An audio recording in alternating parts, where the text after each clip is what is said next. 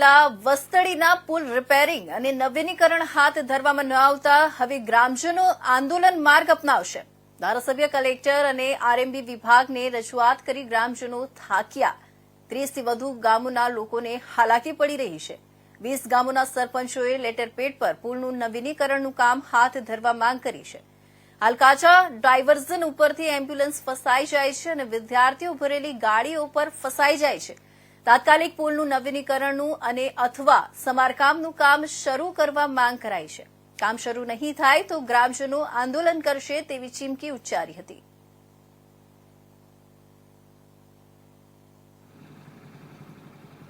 નાગરિક છું પલાણીયા અભયસિંહ ભૂપત છે। આ અમારા ગામની અંદર નદીની અંદર જે પુલ આવેલો છે કે જે 18 માસ પહેલા તૂટી ગયેલ અને એના કારણે ડાયવર્ઝન આપવામાં આવ્યું છે। એ ગામની ફરતું 3 કિલોમીટરનું ડાયવર્ઝન છે અને એના કારણે અમારા ગામમાં ઘણી બધી હાલાકી પડે છે। આ રસ્તો છે એ 30 ગામને જોડતો રસ્તો છે અને જે ચુડા, રાણપુર અને બોટાદ જિલ્લાને જોડતો રસ્તો છે અને અમારા ગામની અંદર અત્યારે કોઈ મહિલા પ્રસૂતા હોય અને એના માટે અમે 108 એમ્બ્યુલન્સ બોલાવીએ તો આ ડાયવર્ઝનમાંથી એમ્બ્યુલન્સ પસાર થતાં ઓછામાં ઓછી 30 મિનિટ થાય છે અને અમારા ગામના જે વિદ્યાર્થીઓ 300 થી વધુ વિદ્યાર્થીઓ દરરોજ અપડાઉન કરે છે તો એના કારણે પણ આ બસો બધી ખખડધજ જે ડાયવર્ઝન આપ્યું છે એમાંથી પસાર થાય છે એટલે બાળકોને પણ આ જોખમ રહેલું છે।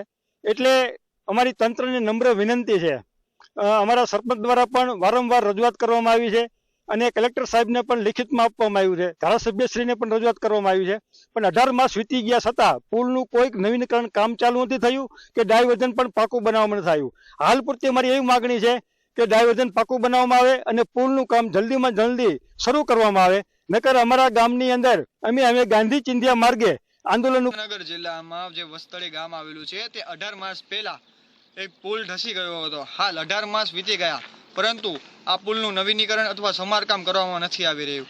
અહીંયા જે ક્રોઝવે બનાવવામાં આવ્યો છે તે અહીંયાથી 3 કિલોમીટર દૂર છે, તેના કારણે આજુબાજુના 30 જેટલા ગામને જોડતો પુલ હતો તે ગામવાળાને હાલાકીનો સામનો થઈ રહ્યો છે।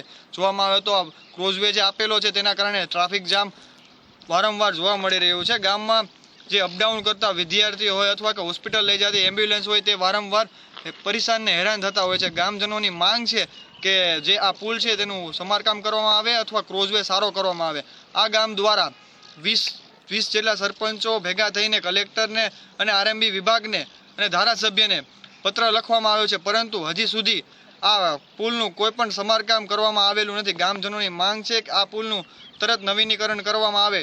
આ પુલના કારણે ગામજનોને ભારે હાલાકીનો સામનો છે, તો હવે માંગ ઉઠી કે આ પુલનું સમારકામ તાત્કાલિક કરવામાં આવે।